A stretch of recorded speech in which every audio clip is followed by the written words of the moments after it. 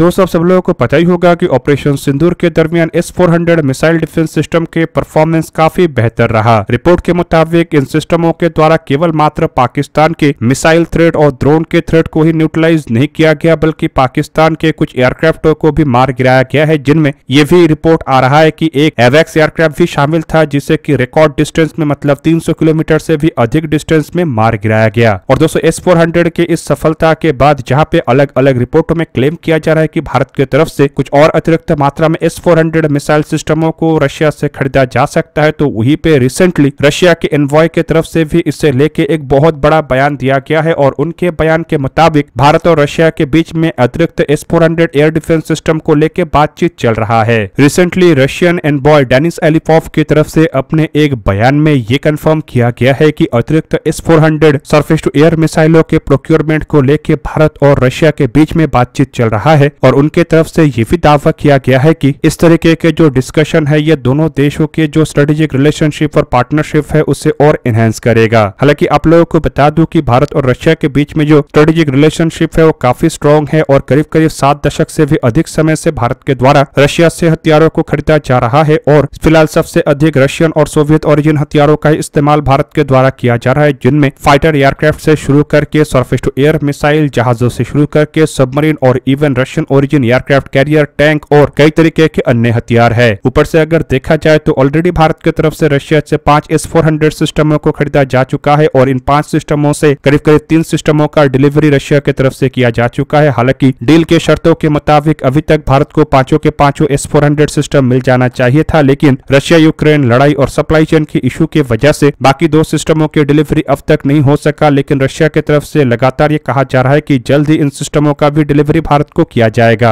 Even दोस्तों, Dennis एलिफॉव के तरफ से मीडिया को दिया गया एक बयान में भारत के ऑपरेशन सिंदूर का भी जिक्र किया गया और उनके तरफ से ऑपरेशन सिंदूर में S-400 जैसे सरफेस टू एयर मिसाइल और भारत और रशिया के ज्वाइंट डेवलप किया हुआ ब्रह्मोस मिसाइल के प्रशंसा भी किया गया और ये भी कहा गया कि किस तरीके से ऑपरेशन सिंदूर के दरमियान इन हथियारों का जो परफॉर्मेंस था वो काफी बेहतर था। यहाँ पे दोस्तों आप लोगों को ये भी जान के रखना चाहिए कि करेंटली भारत के टाइम टेस्टेड एलाई में से रशिया सबसे आगे आता है और भारत के द्वारा लंबे समय से काफी बड़े मात्रा में हथियारों को रशिया से जहां पे खरीदा गया है, तो वहीं पे कई सारे ऐसे हथियार है जो कि दोनों देश एक साथ मिलकर भी बनाया है। एग्जाम्पल के रूप में अगर भारत के ब्रह्मोस जैसे सुपरसोनिक क्रूज मिसाइल को देखा जाए तो ये दोनों देशों के कोलैबोरेशन का सबसे बड़ा एग्जाम्पल है और इस कोलैबोरेशन को दोनों देशों के ज्वाइंट वेंचर के सबसे बड़े सफलता के रूप में भी देखा जाता है। दोस्तों, आप लोगों के जानकारी के लिए ये भी बता दूं कि भारत के बेड़े में कई जगहों में तो 80% हथियार ऐसा है जो कि आइदर रशियन या सोवियत ओरिजिन है, जिनमें अगर इंडियन आर्मी के हथियारों को देखा जाए तो आर्मी के बेड़े में इस्तेमाल होने वाले टैंक से शुरू करके रॉकेट और इवन इन्फेंट्री फाइटिंग व्हीकल से शुरू करके एंटी टैंक गाइडेड मिसाइल भी बड़े मात्रा में रशिया से खरीदा गया है। हालांकि पिछले कुछ सालों में रशिया से खरीदे जाने वाले हथियारों के संख्या में कुछ कमी आया है और खास करके अगर देखा जाए तो आत्मनिर्भर भारत के संकल्प की वजह से भारत अपने हथियारों के इंपोर्ट को काफी कम किया है, लेकिन अभी भी भारत जिन हथियारों को इंपोर्ट कर रहा है उनमें सबसे अधिक संख्या रशियन ओरिजिन हथियार ही है। एयरफोर्स के बेड़े को अगर देखा जाए तो एयरफोर्स में सबसे अधिक रशियन ओरिजिन हथियारों का उपयोग किया जाता है, जिनमें फाइटर एयरक्राफ्टों के हिसाब से भारत के द्वारा MiG-29, MiG-21, सुखोई 30 MKI जैसे एयरक्राफ्टों को जहां पे इस्तेमाल किया जा रहा है, तो वहीं पे सरफेस टू एयर मिसाइल के रूप में भारत के द्वारा रशियन ओरिजिन S-400 मिसाइल और एयर टू एयर और एयर टू ग्राउंड हथियार के रूप में रशियन ओरिजिन कई तरीके के मिसाइलों का उपयोग हो रहा है। नेवी के बेड़ा रिलेटिवली अधिक इंडिजीनियस हथियारों से लैस है, लेकिन बावजूद इसके अगर नेवी के तलवार क्लास के फ्रिगेट और कुछ अन्य जहाजों को देखा जाए तो यह रशियन ओरिजिन है और इवन नेवी के बेड़े में रशिया से ऑलरेडी 2 सबमरीनों को मतलब न्यूक्लियर पावर अटैक सबमरीनों को जहां पे लीज में लिया जा चुका है, तो वहीं पे तीसरे सबमरीन को भी लीज में लिया जा रहा है, जो कि आने वाले कुछ सालों में नेवी को मिल जाएगा। और दोस्तों, दुनिया में ये पहला ऐसा घटना है जहां पे किसी देश किसी अन्य देश को nuclear power attack submarine lease में दिया है। जबकि इसके अलावा इंडियन नेवी के INS विक्रमादित्य एयरक्राफ्ट कैरियर और किलो क्लास के जो सबमरीन है वो भी रशियन ओरिजिन ही है। हालांकि इस एयरक्राफ्ट कैरियर के डिलीवरी को लेके भी इंडियन को कुछ इशू का सामना करना पड़ा, खासकर के डिलीवरी में डिले और फिर कॉस्ट बढ़ना एक बहुत बड़ा इशू बना था। पर दोस्तों, रशिया से खरीदे गए जो हथियार है वो परफॉर्मेंस के मामले में भारत को कई सारे लड़ाइयों में मदद कर चुका है, चाहे वो 1965 का लड़ाई हो, 71 का लड़ाई हो या फिर कारगिल का लड़ाई और इवन ऑपरेशन सिंदूर के दरमियान भी बड़े मात्रा में भारत के द्वारा रशियन ओरिजिन हथियारों का उपयोग किया गया, जो कि भारत के एयर स्पेस को प्रोटेक्ट करने के साथ साथ दुश्मन के ठिकानों को भी ध्वस्त किया है। अब दोस्तों, दोस्तों S-400 मिसाइलों के सक्सेस को देखते हुए बताया जा रहा है कि भारत के द्वारा रशिया से और एडिशनल S-400 मिसाइल खरीदा जा सकता है, जो नो डाउट इंडिया के एयर स्पेस को और सुरक्षित बनाएगा और साथ ही साथ दुश्मन के थ्रेट को न्यूट्रलाइज करने में मदद करेगा। फिलहाल भारत की तरफ से जो टोटल 5 S-400 सिस्टमों को खरीदा किया है, उससे लेके भारत $5 बिलियन से भी अधिक खर्चा किया है और इन सिस्टमों को खरीदने को लेकर भारत और रशिया के बीच में साल 2018 में डील के ऊपर हस्ताक्षर हुआ था। और आप लोगों को यह भी जान के रखना चाहिए कि डील के तहत मिसाइलों की डिलीवरी तय समय पे तो शुरू कर दिया गया, लेकिन तय समय पे सभी के सभी 5 सिस्टमों का डिलीवरी किया नहीं जा सका और अभी भी 2 सिस्टम का डिलीवरी बाकी है। हालांकि जो 3 सिस्टम भारत को मिला है उसे ऑलरेडी डिप्लॉय किया जा चुका है और इनमें से ही बताया जा रहा है कि 1 या 2 सिस्टम्स के द्वारा पाकिस्तान के थ्रेट को न्यूट्रलाइज करने के साथ साथ ऑपरेशन सिंदूर के दरमियान कुछ एयरक्राफ्टों को भी मार गिराया गया है। और इस सफलता को देखते हुए ही एक्सपेक्ट किया जा रहा है कि भारत रशिया से कुछ और S-400 सिस्टमों को खरीदे। हालांकि पहले तो ये जो खबर था ये केवल मात्र मीडिया के अंदर ही चर्चा किया जा रहा था, लेकिन अब रशियन एनवॉय की तरफ से इसे लेके बयान आने के बाद ये बात साफ हो चुका है कि भारत के उच्च स्तर में भी एडवांस S-400 मिसाइलों को और अतिरिक्त मात्रा में खरीदने को लेके बातचीत है और ये बातचीत केवल भारत के अंदर ही नहीं बल्कि रशिया के साथ भी चल रहा है। अब दोस्तों S-400 मिसाइलों को देखा जाए तो करंटली इसे दुनिया के सबसे ताकतवर तरीन सरफेस टू एयर मिसाइल या मिसाइल डिफेंस सिस्टम कहा जाता है, जो कि करीब करीब 400 किलोमीटर दूर तक टारगेटों को एंगेज कर सकता है और इसमें इस्तेमाल होने वाले रडार करीब करीब 600 किलोमीटर दूर तक मल्टीपल टारगेटों को ट्रैक और उसे आइडेंटिफाई कर सकता है। इवन दोस्तों इसी कैपेबिलिटी के वजह से भारत अपने एयर स्पेस के अंदर S-400 को तैनात करने पर भी पाकिस्तान के डीप एयर स्पेस के अंदर तक ऑब्जेक्टों को ट्रैक कर सकता है और इवन पाकिस्तान के एयर स्पेस में भी एयरक्राफ्टों को मार गिरा सकता है। हालांकि भारत अब खुद के S-400 जितने ताकतवर मिसाइलों के डेवलपमेंट कर रहा है, जो कि प्रोजेक्ट कुश के नाम से जाना जाता है और आप लोगों को बता दूं कि ये भी लगभग 150, 250 और 350 किलोमीटर दूर तक टारगेट को एंगेज कर सकेगा, जो कि आने वाले समय में भारत को एयर डिफेंस के मामले में आत्मनिर्भर करेगा। पर दोस्तों इन सिस्टमों को भी बनने के लिए टाइम लगेगा और शायद इस दशक के अंत तक ही ये बन के तैयार हो और तब तक के जरूरतों को पूरा करने के लिए S-400 जैसे सिस्टमों को प्रोक्योर करना भारत के लिए एक इंटरम सोल्यूशन हो सकता है। लेकिन आप लोगों को यह भी जान के रखना चाहिए कि अभी भी 2 सिस्टमों की डिलीवरी बाकी है और ऐसे में अतिरिक्त सिस्टमों को अगर खरीदा जाता है तो भारत को सबसे पहले ये इंश्योर होना चाहिए कि बाकी 2 सिस्टमों की डिलीवरी कब तक किया जाएगा और अतिरिक्त सिस्टमों को खरीदने पर इन सिस्टमों को कितना जल्द ही रशिया डिलीवर कर सकेगा। हालांकि कुछ रिपोर्टों में यह भी क्लेम किया जा रहा था कि अगर भारत अतिरिक्त S-400 खरीदता है तो शायद S-400 के मैन्युफैक्चरिंग या फाइनल असेंबली भारत में अंजाम दिया जाए और अगर ऐसा होता है तो इससे आत्मनिर्भर भारत के संकल्प भी मजबूत होगा और साथ ही साथ प्रोजेक्ट कुश में भी मदद मिलेगा। दूसरी तरफ दोस्तों बाकी 2 बचे S-400 को लेकर भी दावा किया जा रहा है कि इनमें से एक सिस्टम शायद इस साल के अंत तक इंडियन एयरफोर्स को डिलीवर कर दिया जाए, जबकि दूसरा सिस्टम जो कि 5वां और आखिरी सिस्टम है उसे साल 2026 तक भारत को डिलीवर कर दिया जाए। पर आप लोगों को यह भी जान के रखना चाहिए कि S-400 सिस्टम खरीदना भारत के लिए इतना आसान नहीं होगा, क्योंकि जब पहली बार साल 2018 में भारत और रशिया के बीच में S-400 को लेकर डील हुआ था तब इस डील को रोकने के लिए अमेरिका की तरफ से भरपूर प्रयास किया गया और पहले प्रयास के अंतर्गत जहां पे अमेरिका के द्वारा अपने सिस्टम मतलब थार्ड और पेट्रियट जैसे मिसाइलों का ऑफर भारत के सामने रखा गया था, तो वहीं पे भारत जरूरतों को देखते हुए अमेरिकी सिस्टमों को रिजेक्ट करने के बाद अमेरिका की तरफ से सैंक्शन का भी धमकी दिया गया। हालांकि भारत के जरूरत और महत्व को देखते हुए अमेरिका भारत के ऊपर सैंक्शन तो नहीं लगा सका, लेकिन डॉलर में पेमेंट को रोक दिया गया, जो कि एक बहुत बड़ा इशू बना। हालांकि इस इशू को भारत और रशिया के द्वारा सॉल्व कर लिया गया है, लेकिन इस बार अगर और अतिरिक्त S-400 सिस्टम भारत खरीदता है तो संभावना काफी अधिक है कि अमेरिका के द्वारा कोई कड़ा कदम उठाया जा सकता है। हालांकि मुझे नहीं लगता है कि अमेरिका के ये कड़ा कदम भारत को S-400 प्रोक्योर करने के लिए रोक पाएगा और अगर भारत डिसाइड कर लेता है कि S-400 का जरूरत है तो भारत अवश्य इन सिस्टमों को खरीदेगा। पर दोस्तों अगर S-400 को अतिरिक्त मात्रा में खरीदने के साथ भारत अगर इसके ट्रांसफर ऑफ टेक्नोलॉजी और at least make in India initiative को लेकर रशिया को मनवा पाता है तो ये भारत के लिए सबसे बड़ा अचीवमेंट होगा। और तब अगर अतिरिक्त S-400 खरीदा भी जाता है तो शायद इसके लिए किए जाने वाला खर्चा उतना महत्व नहीं रखेगा। दोस्तों आप लोगों को क्या लगता है कि क्या भारत और अतिरिक्त S-400 को खरीदेगा और क्या रशिया भारत को S-400 related transfer of technology करने के लिए तैयार होगा? कमेंट करके अपनी राय अवश्य दीजिए। दोस्तों आज के इस वीडियो को यहीं पे ही करते समाप्त, किसी और एक दिन किसी और एक वीडियो में मिलेंगे, तब तक के लिए जय हिंद, वंदे मातरम।